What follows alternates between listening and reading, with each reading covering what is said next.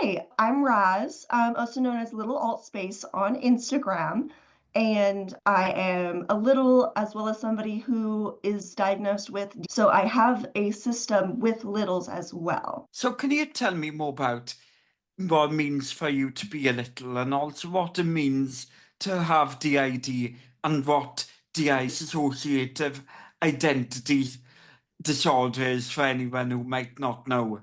Sure. So dissociative identity disorder used to be known as multiple personality disorder. It was changed recently because multiple personalities has been vilified in the media as well as on TV shows and in movies. DID, let me start like where it is caused, because it's caused by severe trauma in early childhood before the brain has developed a core personality, a single personality. Instead of having that single personality, I developed multiples to cope and deal with the trauma that I experienced in childhood. And because of that, some of these personalities, these alters, are different ages, they have different gender identities, they have different sexualities because their experiences are all different. They have lived lives differently than, say, I have lived because of the disassociation and there's amnesia blockers between different alters. And that's the case for a lot of people with DID. Some people don't have the amnesia blockers as much. I wouldn't ask you to explore the more trauma side of things as I don't want to make you uncomfortable at all, but how does it affect you and when you have to explain how it affects you to people? I would say it affects me with my relationships because sometimes I don't remember people that I've met in the sense that the body has met the person, but it was a different personality at the time. And sometimes we switch in and out and get stuck as different people that maybe other people don't know or recognize. It's really obvious with my alters who have different gender identities.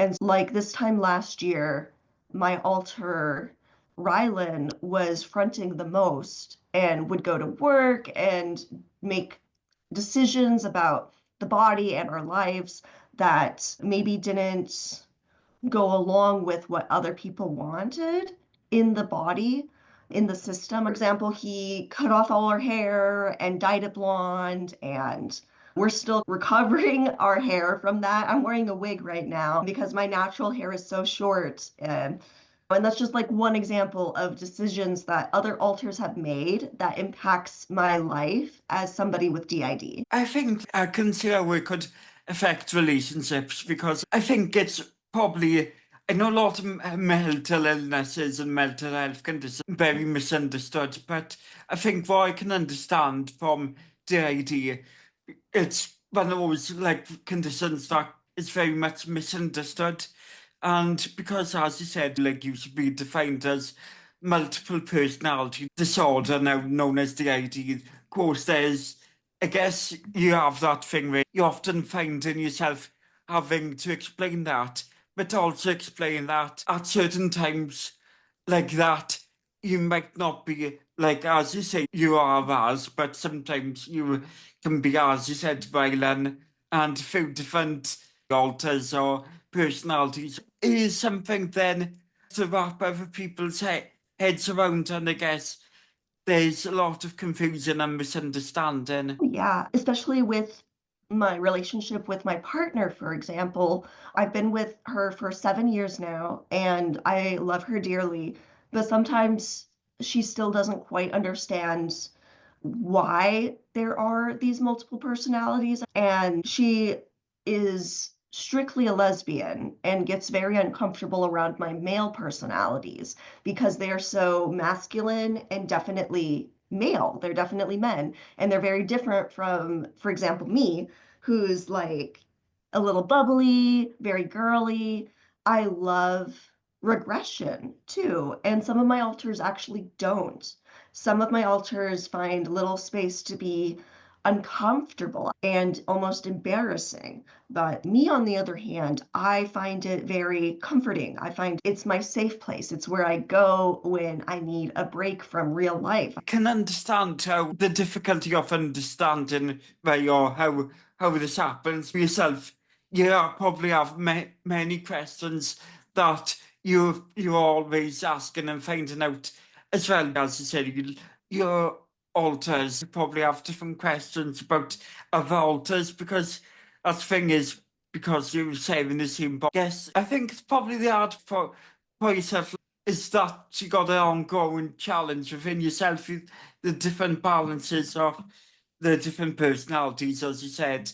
What's it been for you've been diagnosed and learning you have D.I.D and understanding your condition? What has been the things that helped you out to accept and embrace? Little space helped me to accept the DID more. When I was researching DID after I got diagnosed and was trying to understand that part of myself and what was going on with me, I stumbled upon little space because as somebody with DID, you have littles, you have alters who are children, who are literally in the mindset of children. And regression is where I started in little space. I didn't start off as a little or ABDL or any of that. I started off as an age, and that really helped me cope with the differences between us because it can be confusing to know that I have preferences that are different than other people who share my body. I understand, because it's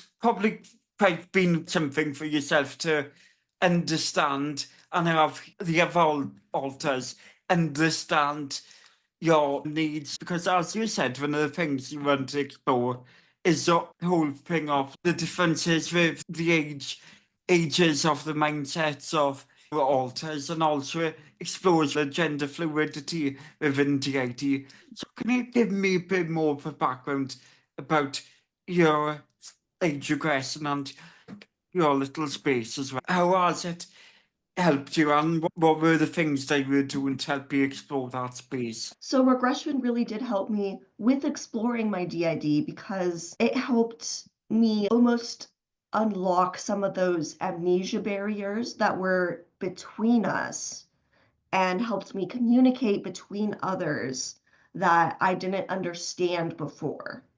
And it was all part of this learning process of who I am, who these other people are in my body, as well as learning how age regression is helpful and healing. As it's linked to childhood trauma, you can go into that regressed minds, because when you think about it, any little alters would be a natural form of age regression and D.I.D, and that explains why it's so linked. In terms of how it's for the things you were doing or the behaviours or thoughts that starting to explore that age regression space, what were the things that you allowed yourself start to notice or give that the alters, the little alters within yourself, that ability to explore that childhood needs, if you get what I mean? You're right. As somebody with childhood trauma, a lot of my childhood needs were not met in childhood, and I'm meeting those needs now as an adult. I get a little spacey. For the things like you maybe started to do whatever that is, how you maybe like did you start to do more childlike things or explore that space of what kind of some people see in the age regression community of what of think creating that little space and the environment you got within you post on social media about, is that where that the stuff on your social media, is that where you started really, maybe not when you started posting, but creating all space? I did start off as somebody who was consuming a lot of little space media on TikTok, on Instagram, and I created my Instagram to meet other littles and other people with DID who were like-minded. And I've met a lot of friends that way. I've grown as a person as well as learned more about myself through those experiences of posting online and meeting people like we're doing right now. Do you want to give like to you off the space and environment you're in right now and the things that you'll post about on social media, how you will present as if you're age regressed or like when you're in that little space? For example, my Instagram, I do post quite a bit about the regression I experience through photos of myself. And as well as what's interesting is other alters actually got interested in little space and regression through my Instagram and actually started participating. Like my alter, for example, Ryland, who was very prominent in my life last year, was the one who was posting on Instagram mostly and was keeping my Instagram going while I was like in the back taking a break. Because that's the nice thing about having D is it feels like I can, if life gets overwhelming and I can't handle it anymore, there's somebody else who can come forward and take over for a bit and let me rest. Yeah, I've seen content about D before, and like I know that there is that thing in the D.I.D system that you do get a more protective alter that will protect and nurture the ones who gets more vulnerable and feeling more traumatic effects of the childhood trauma you can stem from. Yeah, and definitely, and some alters actually hold that trauma and keep it away from others so that they can enjoy and live life without that trauma. And I think that's beautiful that as somebody with DID, I have alters who know of the trauma and are holding on to it and protecting others. Do you want to explore how identity disorder can be linked to ADHD or autism, and like also about like your own experience being having ADHD and autism? As you said, you have undiagnosed autism, but you say that you're 99% sure you are autistic. Yes, because at the time I was getting diagnosed with all these things, like I'm actually diagnosed with ADHD, dyslexia, auditory processing disorder, as well as a plethora of mental illnesses. And I think it all leads back to autism. And a lot of people with autism actually have trauma surrounding their autism because the world is so unkind to people with autism. And I think that's part of my trauma is having autism undiagnosed as a child, unable to get help, and being forced into the society that doesn't really protect people with autism. Do you want to explain your autism traits and your ADHD traits and how they link? What's really interesting is some alters are more affected by my autism than others. Some alters are more ADHD than others, and I'm not actually quite sure why that is. I'm sure there's studies done on it and I should look it up. But as somebody who I would say struggles with autism, actually, I struggle with sensory issues and different communication issues. I learned American Sign Language growing up because I had issues communicating with people. I unfortunately don't practice my sign language anymore, so I don't remember a whole lot of it, but I used to really struggle with communication and sensory issues. I would have to wear ear headphones with earplugs in them so that I could go out in public because noises were just so overwhelming. But other alters don't have as much issues with them. As somebody who also has autism, you deal with the day-to-day Yeah. difference, and some days you can handle it, and some days you just can't. Linking the conversation to of autism and ADHD and your sensory sensitivity, can you explore more about how that links to your experience of regret, your sensory comfort? As somebody who has different processing disorders, I found a lot of comfort in little items such as pacifiers. I have one right here. I really like the different textures we can do with them. It's very comforting. Little items such as stuffed animals. At the end of the day, it's about being comfortable within yourself and your body. And sometimes, as somebody with autism who struggles with different sensory issues, you're just not comfortable. And regression, little space, having little items actually helps a whole lot with those sensory issues. Linking to your social media, how did you begin starting using what you describe as little items? It was a little funny. I started collecting them secretly because I was almost embarrassed by it. I was really shy around it. It was something very new to me, and I was really anxious about what others would think of me. And I started collecting these little items, toys, pacifiers, cute items, like what I'm surrounded with. This is my little room, by the way. And just growing as a person, I've started collecting these things because they really interest me. When would you say your collection of these things started?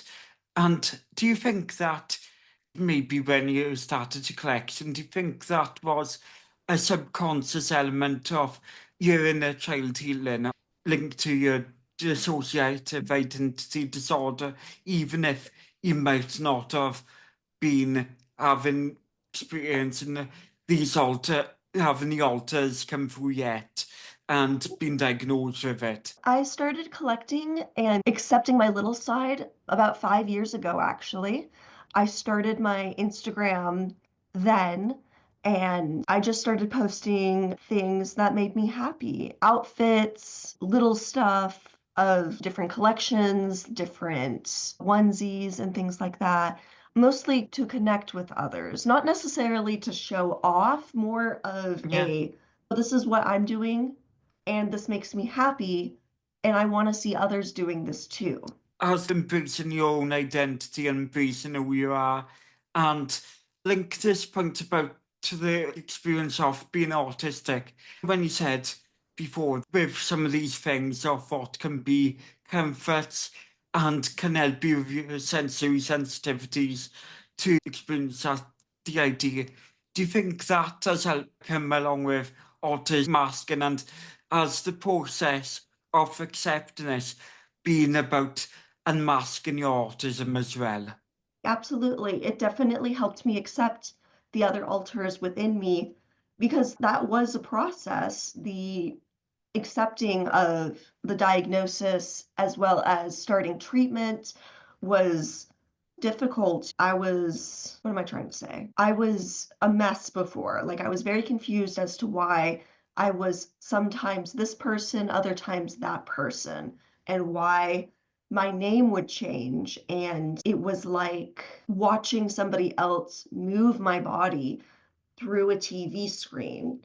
And I never understood why that was until I started talking to therapists, and I was in therapy for about 10 years before I got diagnosed, actually. It took that long because DID it's a coping mechanism. It's a skill that we use to cope with the real world, and sometimes that's not very noticeable because it's used as a mechanism to help protect you. I understand how it's a mechanism to protect you, but as you said, 10 years to get a diagnosis. Like, uh, how did that feel then? That it took 10 years to be diagnosed with a condition, and how you were gone through that period of time without knowing this part of your identity.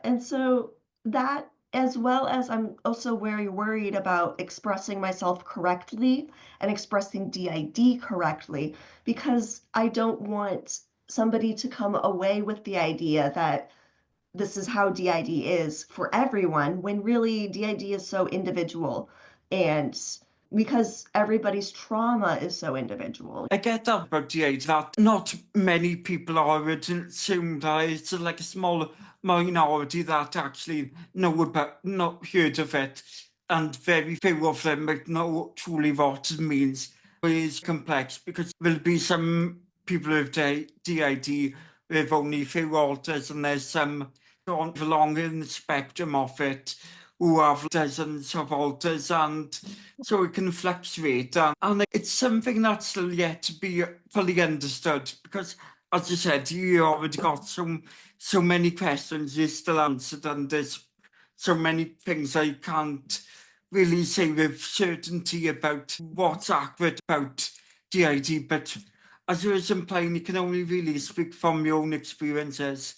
Exactly. Of experiences, everybody with DID also has a different expectation for how they want to heal and how they want to move forward with their lives. And some people, they want to keep their alters, they need their alters, they don't want to integrate. Now, some people's goals, like my goal, for example, is to integrate and be a singular one person eventually. It's just, that's so scary at the same time. I've lived my whole life with multiple personalities, and even though I didn't understand it when I was younger, I can look back on it now and see where it has been so helpful for me to have and how protective it is. It's scary to let that go because letting that coping mechanism go, even if it is not the best for my life sometimes, really in a world where I'm interacting with people who are singular personalities, who don't understand the multiple personalities in somebody. I can understand that it's difficult to live with. Of course, I can't comment because it's not something that I live with. As you said, with the elements of families and not having certain alters, remembering certain things, and so many different preferences. Once to have one haircut, one wants to have other things, and there's so many different needs and so many different things you have to meet the needs of, and it's trying, it must be quite hard to juggle what balance things out, and obviously it must be quite exhausting to like navigate these things with new people you meet, and as with things like getting a job and maintaining any relationships, not to sound too negative or too naive about, but there can be a lot of challenges just because it isn't understood and people don't recognise having multiple identities. But then one thing that I guess would be difficult is there might be grief attached if you'd lost some of the identities, because I can imagine if like you end up with one typical in the neurotypical sense of having a host as the main person itself, then you might miss having certain alters within yourself because that has brought something more to your life, like something a bit more different to look on life in general. Remember researching about this interview and also some of the alters are of different genders and often maybe have different religious beliefs to one another or, and different ages, and so there might be different things you learned from this about life in general and about what it is to be a man or woman because you got that genders within yourself. Something that scares me a little bit because I'm worried about, oh, if I integrate, what happens to these other personalities that are so important to me because I care and I love them like other people? If I integrate with Ryland, is he going to be gone forever? Or is he going to be part of me still? These are questions I don't have answers to, aren't quite sure what exactly happens because nobody quite knows what happens when that integration takes place. Is there going to be a dominant personality? Is that other personality going to die? Is what's going to happen? And that's the really scary thing. From your experience of having engaged with other people with dissociative identity disorders, what have you learned from the experiences of associative identity disorder? So, what I've learned, because it is a trauma response, I've learned more about my trauma as well as my responses to that trauma. It has made me grow as a person because I can understand and accept some of the traumas now, and some of them I just can't yet, and that's okay. Every day I'm learning to be more accepting of myself and what I've gone through because it was things that a child shouldn't have had to have gone through. And even if I had gone through some of these things as an adult, that would have been traumatizing. Yeah. And because it happened in early childhood, I never got to have a singular personality, unfortunately. But is that necessarily a good or bad thing? I don't know. It just is what it is thing. If that is who you are and where you are now, the important things about self acceptance, just to feel like it is what it is and just make peace with it. And to go back to little space, can you explore about the things, as you said, use stuff like diapers? I know we touched on how you started using pacifiers, but what have they brought to yourself, and how do you find comfort in using them, and what's your whole journey of using this stuff? I would say it's been a journey of self-acceptance to accept that I not only like these things and cope with these things, but I enjoy these things. And that might be a little weird to some people, but I have to accept that this is what I like, and this is who I am at the end of the day, is I am a little who enjoys little space, regression, and ABDL. I got into all this stuff when I started learning about my D.I.D, and it has been such a journey and such I want to say a blessing for me, because it has helped me learn how to cope with different traumas, not only in the past, but current traumas, because as life goes on, things just keep happening, Yeah. unfortunately. And what does it mean to you, and what are the things that you like about that, and you've grown to like about regression and that little space? So I consider myself a non-sexual ABDL, which is an adult baby diaper lover. I say non-sexual because some people do find it as a kink, whereas I find it more as a comfort, a regression into a headspace that is more childish and more happy and less weighed down by the world. My ABDL space and my little space is entirely non-sexual, for me at least, and for some people it isn't, and that's okay too. And I just find that it's not only a coping mechanism that works and a therapy that works, it's also a lifestyle. It's who I am. Can you explore what it means to have that lifestyle, and what do you like about diapers? There are many reasons that I participate in diapers, right? Because it's comforting. I love the mindset. I love the regression that comes with being diapered. But on the other hand, I also struggle with incontinence, and I find that I need them in order to feel safe and not about, to be frank, peeing myself in public. As somebody with all this trauma and all these different medical issues as well, I also have Ehlers-Danlos syndrome, which is a genetic Yeah, connective disorder.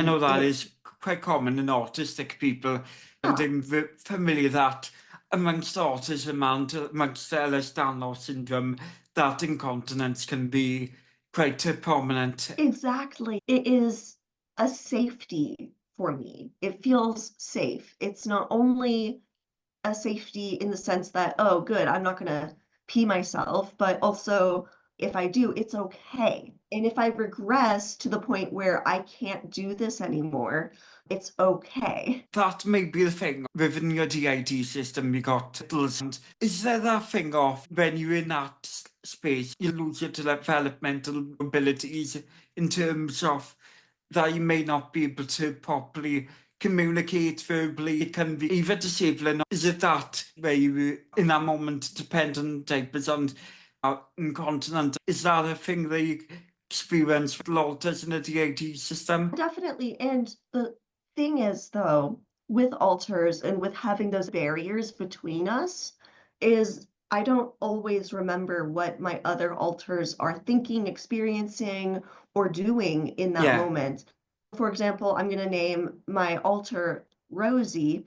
She is a little, and know that I've regressed and switched out with her before, but I don't necessarily remember what goes on. I see different other the idea people I follow on social media. Some people, unless they're like I have a journal recording videos of making notes of what has happened when they initiated to another identity, unless that within a switch up between that alter and when another, then you can almost lose off what happened in one chunk of the day. And sometimes it's like when you switch up, you really forget and lose memory of what you might did in a couple hours of the day. Is that something that you was aiming to or you were saying? Yeah, and you know what? That's part of the reason why I love my Instagram and my social media is because it's not only a way to express myself, it's also almost a diary. And I'm able to look through and see myself years ago when I wouldn't remember that otherwise. That's difficult with do you having extra personalities and just navigating that space. It's like for other alters when if they see your Instagram and like how do they engage with that when you're in little space or not little space, but if you touched an altar and how do all of them perceive like your social media and your content and what is like for them when they see the body of yourself? Yes. For example, when Rylan would see the body like this, he would be very confused, right? He would be like, who is that? That's not me. I don't understand what I'm seeing right now because I'm looking in a mirror and I'm seeing this. When the last time I remembered, I looked completely different. And having alters who act completely different too is something that makes relationships a little bit hard because other people notice, but they don't have the words to describe what they're seeing necessarily. They don't have that education. It's been really good to chat to you. Do you want to have any final thoughts? I've That's really fine. enjoyed having this conversation with you. I know I struggled a little bit to communicate today. Really That. enjoyed our conversation. I would say in summary, D, while you might have littles, doesn't necessarily mean it's the same as regression or little space or ABDL, but they can all intersect, which I think is really cool and interesting. Again, my name is Raz. My Instagram is little alt space, and I've really enjoyed our conversation today. I'm really thankful for you for giving your time and coming back on, and hopefully we can chat again because I would like to do this again. Yeah, absolutely. I would love to. I'm sorry if I was a little incoherent today. Oh, I was very anxious for this. I hope that with our conversation, not only have maybe you have learned something, but somebody else could learn something yeah. too.